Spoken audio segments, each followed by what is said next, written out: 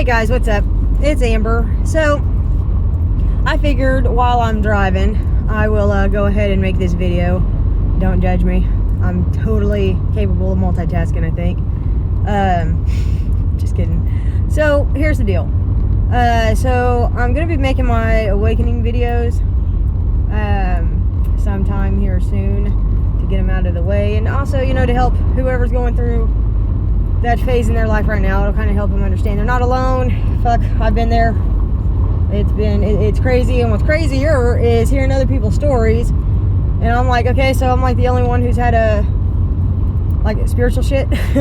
Like, you guys are off in your head about physical shit, and I'm like the only one who's seeing, okay, shit, you know. So anyways, I wanted to share with y'all my, not really my near-death experience, because I actually died, right? So I mean, call it what you want. I mean, obviously I'm here today, so I made it, right? I came back, but I did die nonetheless. So here we go. This is how my experience went, right? So I was in a horrible relationship, and very abusive and narcissistic and manipulative, both mentally, physically, and spiritually, right? So from every which way you can think, right? So long story short, he was choking me, and the normal person has this natural instinct to try to, you know, fight it, try to resist from not being able to breathe, right? Well, not me, apparently. Not fucking me. So I checked out, right? But see, here's the deal. I don't recall from the time I actually checked out. I do know this. I know I did not actually experience the feeling of death. I did not experience that. I transcended prior to actually feeling that. So, you know, a lot of people talk about a bright light or it was dark.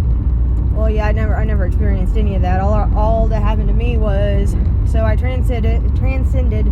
I showed up at this scene, right? And it was the greenest of grass and the bluest of skies. I mean, the most beautiful, picture perfect scene that you could even imagine, right? So I'm in this white flowy gown, and my hair is like extremely long, and I'm coming up over the hill, and I'm telling you, all you can see for your eyesight is the greenest of grass and the bluest of skies, and there was like no line even dividing the two. It just like all flew into one, right? So I'm walking up over this hill, and as I'm walking over this hill, I see these children playing, and the girls are in white dresses, and the boys are in like white polo shirts and khaki pants, and it's just crazy. They're even peacefully playing, and the only thing that was there was a merry-go-round, a teeter-totter, and a swing set.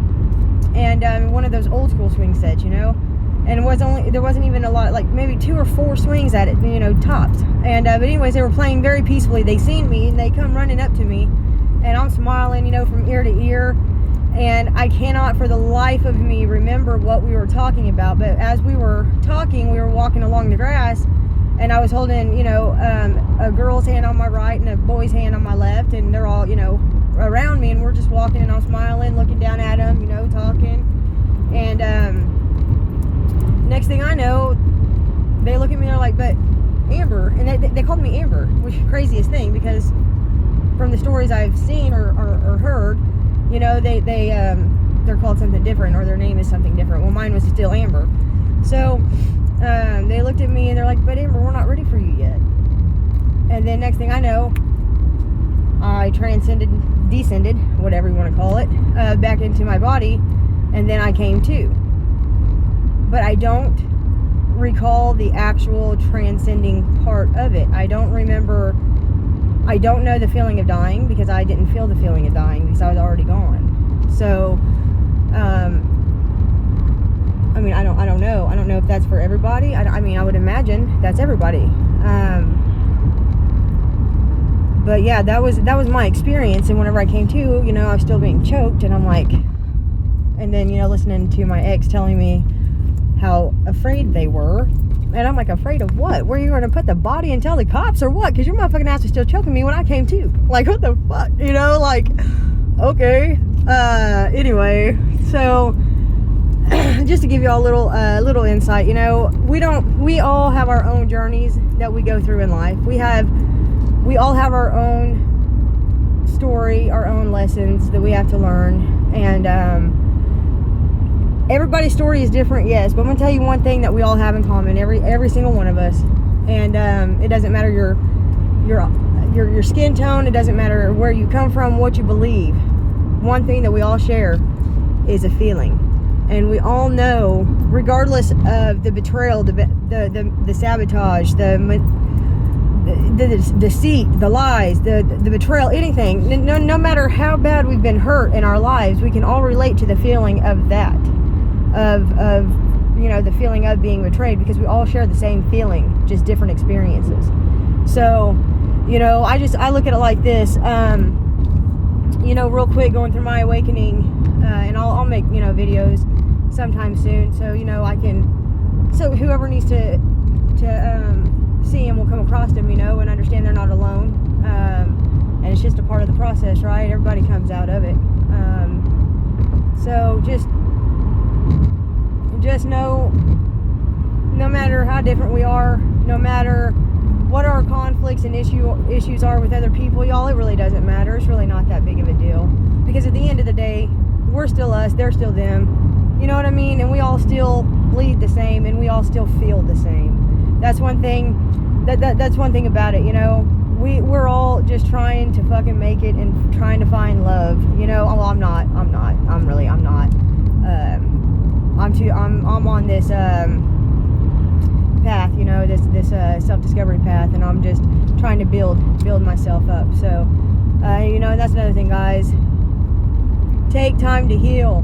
Take time to heal before you get into something else, because what good are you giving somebody half of you? What good are you going into a relationship only able to mentally offer half of anything? You know what I mean? If all you have to offer is half, then it's not good enough, y'all. You know, you wouldn't want half given to you. You know, all we've had thus far, I can't speak for everybody, but I can speak for a majority of people and say that, you know, all we've had thus far was half-assed relationships. So it's about time we start expecting more for ourselves. It's about time that we start being more for ourselves. We start to care and love ourselves, because ultimately, you guys, we're awesome fucking people, you know? We're awesome individuals, and we're hell, we're here experiencing the human experience at this time in life, and that's something that, you know, we take for granted every single day. And we don't realize that life is a precious, precious thing, and that we're here in this time on earth, and that is something to be proud of, even though it's hard to see. But one day y'all will. You know, one day y'all will.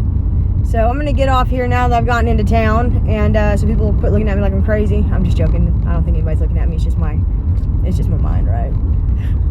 But anyways, until next time, guys, be sure to go check out my YouTube channel if you would, for me, please and thank you. It's Ella Mystical Tarot.